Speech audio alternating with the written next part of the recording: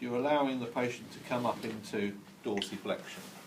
So the resistance there is pretty much sort of, causing the muscle to contract much harder, so you're improving the actual tone of the muscle itself.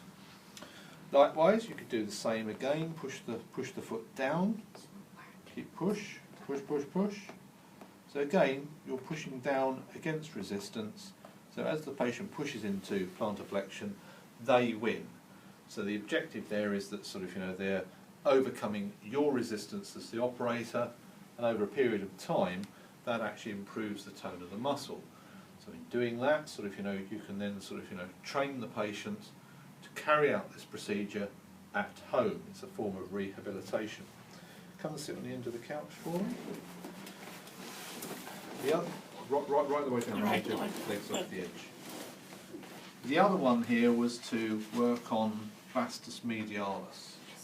Alright, so Vastus medialis, or VMO as it's known, Vastus medialis obliquus. Alright, the actual sort of lateral musculature itself becomes quite strong. This is particularly the case if you've got sort of a dropped medial arch, internal rotation of the tibia, external rotation of the femur, means that Vastus medialis works hard, Vastus lateralis works hard, Vastus medialis becomes weak.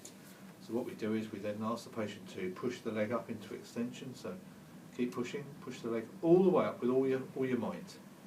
Push it all the way up. Okay, and you can feel it. It's the last 10 degrees that are the most important, because that's when you start to feel Vastus medialis contract. Push up again, all the way to the end, and relax. And again, push up, and relax. Okay, and again, push up. So in doing that, you're actually sort of getting Vastus medialis to contract, you're switching the muscle on, and by doing that, sort of, you can again teach the patient to do this, and once they're familiar with it, it becomes part of their overall rehabilitation program. Line it back for us.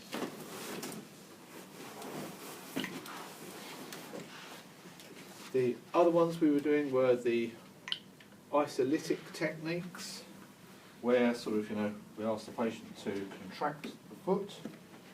Alright, so we're getting the gastrocs and soleus to contract, and then I overcome the contracture and then sort of, stretch the muscle accordingly. Now again, if we're in this position, you can reinforce it by getting the patient to push against me. Alright, relax, and then as he relaxes, I then sort of put the stretch on, and it becomes a post-isometric relaxation, or PIR as it's known. Okay, so obviously sort of, that's those. The other isolytic one that we did, push the heel up towards the hip for me. As he pulls the heel up towards the hip, I then sort of, pull the leg down, so I'm literally stretching the muscle against resistance. Right, just bring it up again. Pull the heel up towards the hip. Again, stretching it as the muscle's contracting.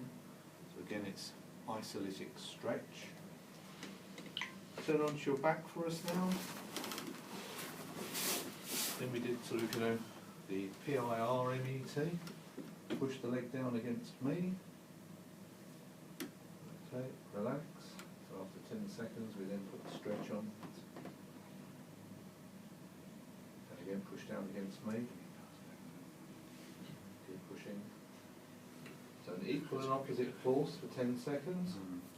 After 10 seconds, patient relaxes, and then I put the stretch on. And we hold it there for 10. And again, you would repeat that sort of, up to 5 times. Okay? Tensor fascia lata stretch. So we get up into here. They can become 1, a stretch, 2, an isolytic stretch, push down against me. And as he pushes down, I then push up into flexion and adduction. Okay, you'd hold that there for 10 seconds. Again, sort of, a selection of techniques as such. Any others at all? They're the most popular ones that we use. Then of course you're looking at inversion and eversion with the foot here. So again, sort of, you know, what we can do here, if we want to stretch out sort of, you know, tibialis posterior because of compartment syndrome, turn the foot in for me. So as he turns the foot in, I then hold that there for 10 seconds. And relax, and as he relaxes off, I then sort of, you know, evert the foot, stretching the inverter tibialis posterior. With the peroneal group, we do exactly the opposite. Turn the foot out for me, resist it for 10 seconds,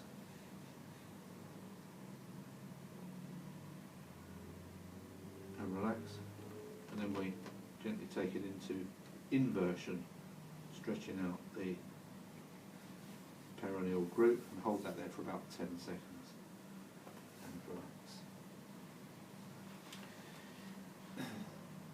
Plantar fascia, mustn't forget that one. Right, with that sort of, you know, we want to get the patient to push the foot up into dorsiflexion.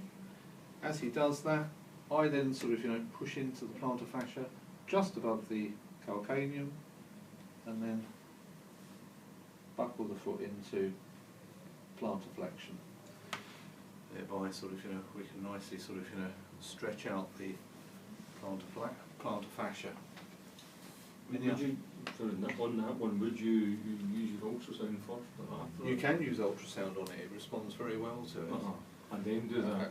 Again, I would do sort of, you know, the manual work first, and then sort of, you know, do the ultrasound at the end. That sort of just helps to calm down the inflamed tissue. Okay. As such. Can you try and release the hallux rigidus? Hallux rigidus, yeah, Please. certainly. So with that, alright, what we're doing there, we're going to get sort of, you know, the extensor hallucis here to contract along with the extensor group. So we fix the forefoot and the medial arch. I'm going to take the foot, take the big toe anyway, great hallux, towards plantar flexion, hold, push the toe up towards you, he then pushes it up, I resist. So this is a PIR technique, because after 10 seconds he relaxes and then I put the stretch in. Okay? Hold for 10. And you can do that through an arc of movement and repeat up to 5 times. Alright? You find that that increases the overall flexibility of the first met foul joint. It's quite a nice technique to use. How is it? It's okay. It's good. There we are. All good stuff.